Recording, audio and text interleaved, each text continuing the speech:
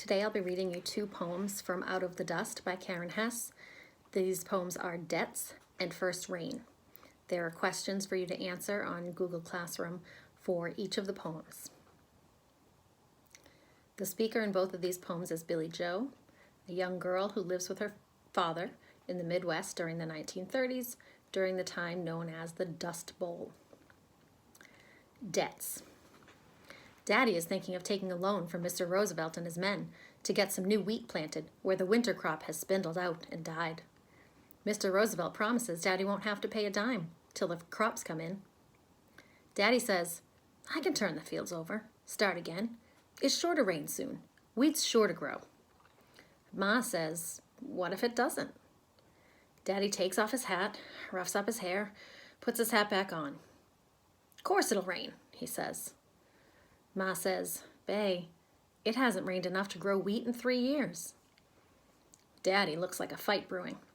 He takes that red face of his out to the barn to keep from feuding with my pregnant Ma. I ask Ma how, after all this time, Daddy still believes in rain. Well, it rains enough, Ma says, now and again, to keep a person hoping.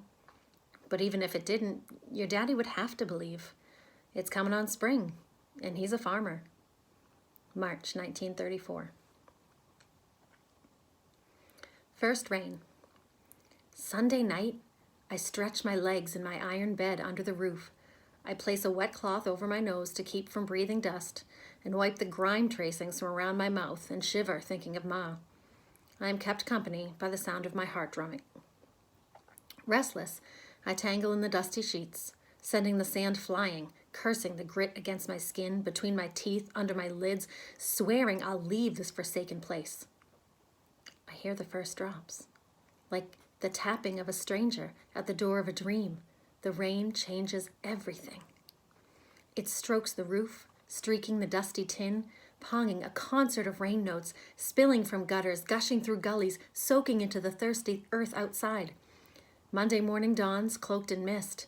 I button into my dress, slip on my sweater, and push my way off the porch, sticking my face into the fog, into the moist skin of the fog.